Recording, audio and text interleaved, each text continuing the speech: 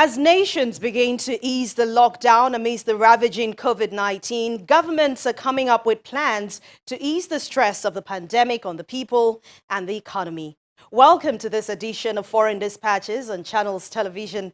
I'm Anne Nwawadu. South Africa's president and current chairman of the African Union, Cyril Ramaphosa, has appealed for debt relief for poor African countries, as well as the lifting of sanctions against Zimbabwe and Sudan. He was speaking during a virtual consultative summit with South Africa's 7 neighbors on collaborative ways to combat COVID-19, as well as surviving its aftermath. South Africa is the epicenter in the region and the African continent, with more than 11,000 confirmed cases so far. A South Africa Bureau Chief, Betty Dibia, reports. The meeting between South Africa and her 7 neighboring countries was mainly to have collaborative efforts to plan, respond and recover from COVID-19, as well as ways to deal with the socio-economic impact of its aftermath. South Africa, which currently chairs the African Union, appealed for debt cancellation and removal of sanctions for the continent's poor countries like Sudan and Zimbabwe to help fight the virus. Now, while the World Bank and the IMF have supported a debt standstill for 9 months, we believe that given the extent of the anticipated damage, we will need a debt standstill for 2 years. And in fact, in other meetings, we've also been saying that there should be consideration also of debt cancellations. The countries agreed on collective ways of acquiring personal protective equipment, among other things, as well as increasing production capacity to meet increasing demands. A portal is to be created for sharing more COVID-related information among the countries.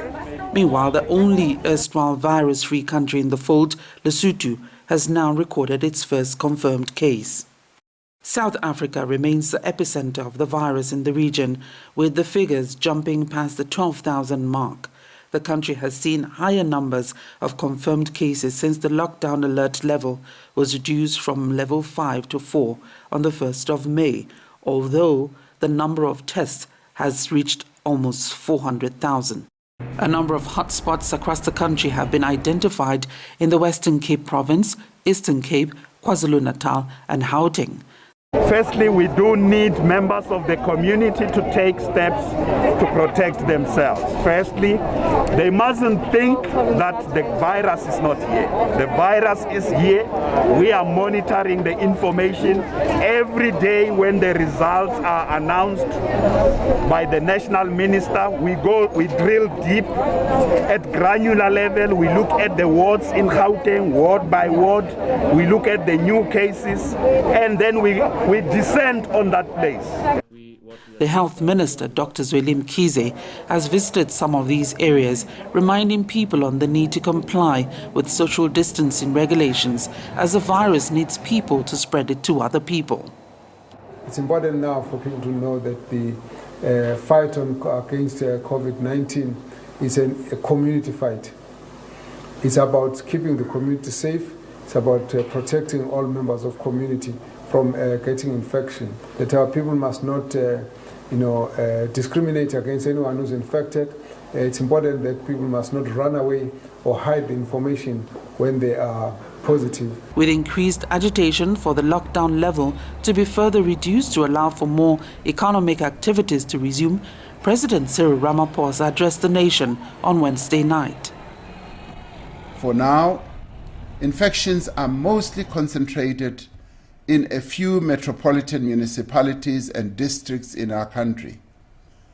It is important that we maintain stringent restrictions in those areas and restrict travel out of these areas to other parts of the country with lower rates of infection. We will immediately begin a process of consultation with relevant stakeholders on the proposal that by the end of May, most of the country should be placed on alert level 3, but that those parts of the country with the highest rates of infection remain on level 4. While the president's speech may have stopped short of what many would have loved to hear, there's hope that the details of the further loosening up of the current level 4 lockdown, as promised by the president in that speech, will bring a little more added relief for more people. From Johannesburg, South Africa, Betty Dibia for Foreign Dispatches. In this next report, we will take a look at how nations are responding to the vulnerability of the elderly. The global shortage of personal protective equipment, PPE, may have hit the elderly homes in France as the country now struggles to meet up demands for the aged.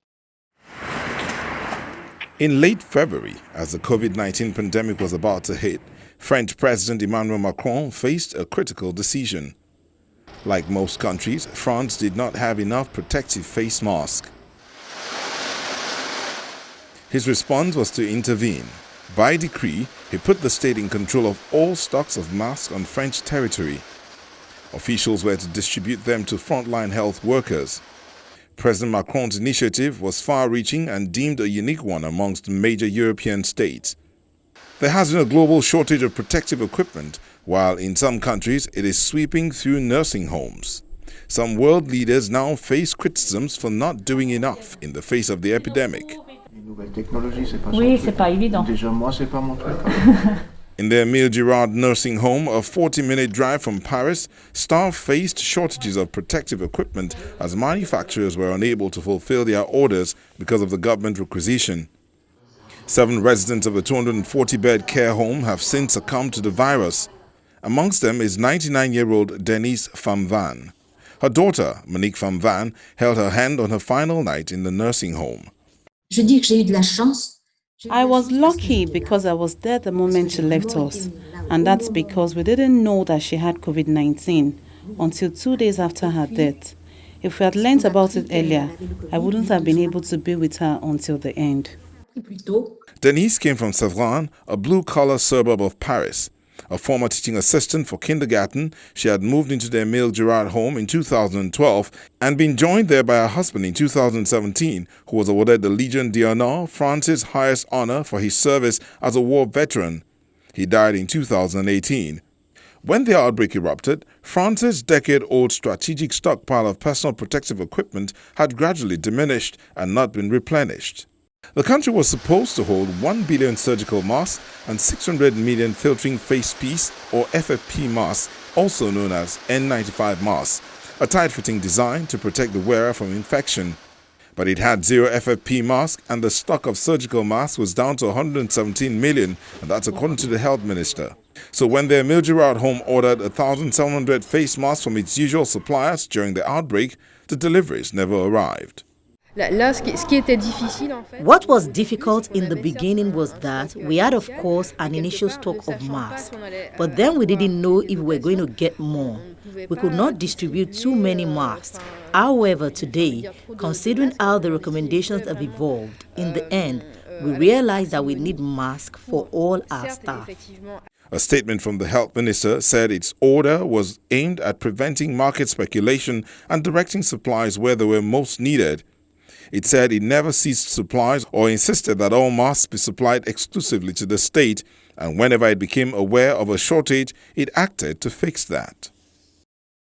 Now, after some weeks of staying away from the streets, Turkey is giving some time out to the elderly to ease off for a few hours. This and other related stories coming up next. Earlier this week, President Tayyip Erdogan says Turkey will start easing coronavirus containment measures, including a curfew applied to senior and youth citizens. Citizens over the age of 65 are allowed to go out for a day a week for 4 hours when the rest of the nation remains under lockdown. Senior residents enjoyed a sunny day in the capital Ankara and the southeast province of Deir al-Bakir as they expressed their happiness for temporary freedom. Turkey has more than 137,000 confirmed coronavirus cases, the highest total outside of Western Europe, the United States and Russia, and has been in lockdown at weekends and on national holidays since the start of April. Ankara started implementing containment measures after its first coronavirus case was reported in early March. It has imposed travel restrictions in 31 major cities and also shut schools, restaurants, bars and shops. However, Erdogan says Turkey will start easing measures gradually in May, June and July after the spread of the virus slowed over the past 2 weeks. One of Ecuador's indigenous communities fears it could be wiped out as coronavirus infections are still on the rise in the territory, prompting dozens of its members to flee into the Amazon rainforest for shelter from the pandemic, which has now killed nearly 1,600 in the country. Take a look. The Sicopai Nation along the border between Ecuador and Peru, with some 744 members, has 15 confirmed cases of the coronavirus, with 2 elderly leaders in the last week of April after showing symptoms of COVID-19. The community president, Justino Praguaje, says a large number of Sicopai have presented symptoms related to the outbreak. But after they sought help from a government health center in nearby Tarapoa City, doctors told them they just had a nasty flu. The community president, Justino Praguaje, said a large number of Sicopai have presented symptoms related to the outbreak. But after they sought help from a government health center in nearby Tarapoa City, doctors told them they just had a nasty flu. Justino said when the first of the elderly died in mid-April, Sicopai leaders urged Ecuador's government to fence off the community and test the inhabitants, but have received no response. Fearful of the coronavirus, dozens of children and elderly Sicopai fled in canoes to Lagatococha, one of Ecuador's largest wetlands in the heart of the jungle, to avoid infection. Sicopai, who stayed behind in their territory in Ecuador's Sucumbíos province, are turning to homeopathic medicine to cope with respiratory problems. Human rights organizations working in Ecuador's Amazonian regions say the health ministry is neglecting communities like the Sicopai, who have yet to receive tests or medical supplies despite their vulnerability. The Bolivian government, with the help of UN's Food and Agriculture Organization, is focusing on feeding the vulnerable and the poorest of the poor in the society, while a couple is providing food to those on essential duties. Take a look. In Bolivia's highland city of El Alto, the streets have gone quiet. Businesses remain shuttered, and the most vulnerable residents are beginning to starve 46 days into the country's coronavirus quarantine. Many Altenos, a local term for the city's population, are informal workers who earn their income based only on the amount of work they can garner a day. But the lockdown, which requires non-essential workers to stay at home, has sapped their ability to earn money and buy food, leaving many to starve. El Alto's municipal government is attempting to give a lifeline to those struggling until restrictions begin to ease next week. Staff are leaving their desks and delivering bags of basic food staples to the poorest residents, like senior citizen Laureano Arequipa Miranda. Arequipa Miranda was barely getting by selling plastic bags when the quarantine took effect. Without an income, the 66-year-old began to starve, and an underlying kidney condition worsened. He welcomed the government delivery of basic foods. Theodor Frederick, Bolivia's representative for the United Nations Food and Agricultural Organization, says it's a cyclical problem. Obviously, there are vulnerable sectors of the population that were vulnerable before and are now more vulnerable, especially because they do not have the money to buy this food, and the farmers cannot give away the food either, because later they lack it, because they are also poor. Government data indicates that some 92,000 residents of El Alto are identified as extremely vulnerable. The municipal government hopes to find more of these vulnerable Altenos by making deliveries, according to El Alto's Secretary of Planning, Hugo Alberto Dubita. For her part, resident Caramela Chacola, Laime, said she is relieved to suddenly have food to feed her children. Economic analysts consider that Bolivia could have a decline of up to 3.4% in its GDP during 2020, plunging the country into a crisis that is expected to be deeper than that of hyperinflation era in 1986. As the world continues to battle COVID-19, leading many to stay indoors more than usual, a group of expert women in the UAE say that reduced economic activity can be beneficial for the environment as they join hands to promote upcycling in the fashion and textile industry. A British expert, Sari Roca, is leading almost 200 women in a charitable endeavor that sees pre-used bed sheets, curtains, towels and the likes become very useful clothing for children in orphanages across the world. Our correspondent in Dubai, Mayowa Adegoke, visited Roca in her home turned workshop in the city of Dubai. Check it out. The global fashion industry is worth $2.5 trillion, according to a McKinsey 2019 report, but it is also notorious as being one of the largest polluters in the world. Environmentalists are calling on fashion industry practitioners to embrace more sustainable and innovative solutions like upcycling, as the industry at large contributes about 10% of the global greenhouse gas emissions. That, according to a UN climate change report in 2018. Well, it seems that call is being heeded here in the UAE. In the UAE, a group of expert women are already taking a cue from this to help provide clothing to orphanages across the world.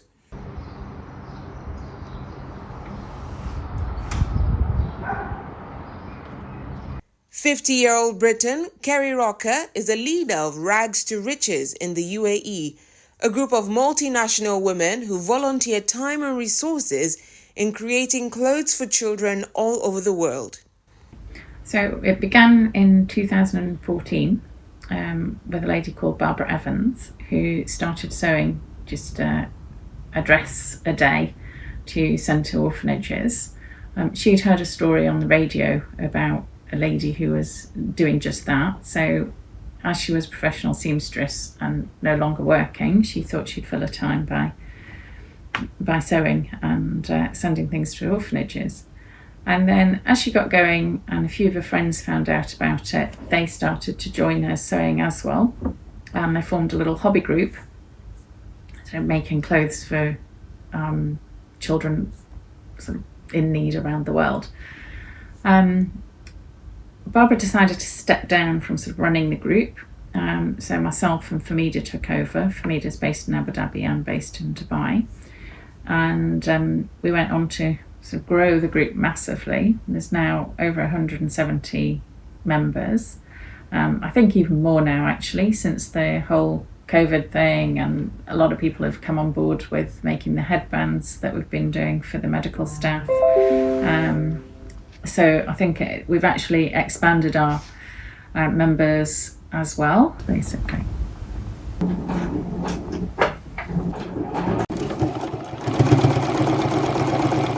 With a mission to be sustainable, 90% of the fabrics used in making these clothes are from upcycled beddings, towels, curtains, and even fleece blankets used on Emirates flights. Materials also come through their over 6,000 followers on Facebook. Donations have gone to orphanages in countries including Nigeria, Ghana, Kenya, Tanzania, Nepal, Lebanon, India, and Uganda. And one of the closest projects to my heart was a recent one that we did to Uganda, and it's an ongoing one because the school is large. Well, there are a few government schools, large government schools there. And we had a request by someone who goes quite a lot to Uganda and visits the children in these schools. And the story is that the children were getting cold on their way to school and overnight in their houses because they don't have any heating, and also during their school day as well. They are not allowed to wear anything over their uniform in school. So the brief was something that they could wear on the way to school, something that they would be allowed to just pop over their laps while they were in school, and then something that would keep them warm at night when they were home. One of the more ambitious projects is the Angel Wings pads for girls in poorer communities who either do not have access to or cannot afford sanitary towels. These washable items can be used for up to 3 years. So this was a project that was requested by somebody who is going to, I'm not sure which African country it was, what was an African country, where the girls were dropping out of school because of not having products to deal with their periods. So this was somebody who'd been going and visiting quite a lot and then came back and requested, could we do something about that? Could we make these? So it started for us about 3 years ago when we started looking into how to make reusable sanitary products for the girls. This version that we're on at the moment is about our 5th or 6th version. Okay, so the towel itself has one side that just has one line down it and the other side has 2 lines down it. What that signifies is that, so we put 3 pieces of cotton into the product. One side has a thickness of 2 towels and the other just has a thickness of 1 towel. So if it's got 1 line down it, it only has 1 towel. If it's got 2 lines down it, it has the thickness of 2 towels. And that is so that you've got a side that's good for heavy flow days and a side that's good for lighter flow days. And the piece of waterproof is in the middle of those. So that is right in the middle when we turn it through. That waterproof is in between the 2 sides, so it's double-sided if you like.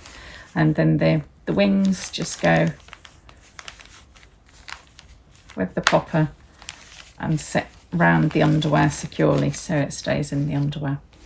Rocker, an interior architect by training, sees a business model that beneficiaries in poor communities can use to maintain their livelihoods.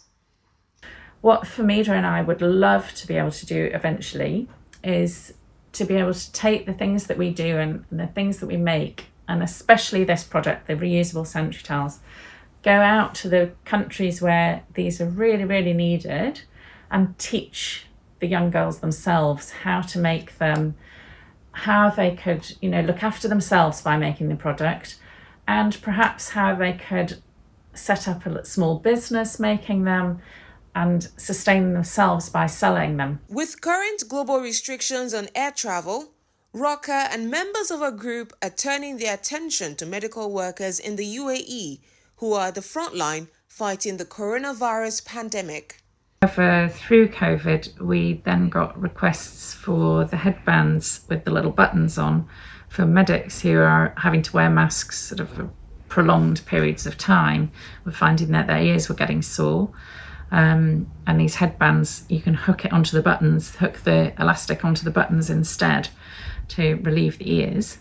So it was challenging, to say the least, to try and get our team sort of action to be able to do it. Not that they're not willing to do it, they're more than willing to do it. But then obviously we had the sort of the issues about not being able to travel because we were on full lockdown, so you couldn't go out without a permit. So for people to try and get the headbands and things back to me so that I could get them out to the medics, it's been amazing. The response of our team members has been incredible. So we've made well over 3,000 now, and we're on to batch number 3. I think we'll probably hit 3,000 again. Another 3,000 going out in this batch. But just the sort of the camaraderie of people around Dubai to try and get this out for us as well. So we've had FedEx come and offer to pick up from all of my team members that we're making, bring them to me, then I sorted it out, and then they've picked them up from me and delivered out. Well, Rockers, the Rags to Riches just may inspire other people across the world to embrace upcycling. From Dubai in the UAE, Mayowa Dekoke for Foreign Dispatches. And that's the program today. Thank you so much for watching. I'm Anne Onwawada. Don't forget, keep up with all our top stories on channelstv.com. Please stay safe. I'll see you again soon.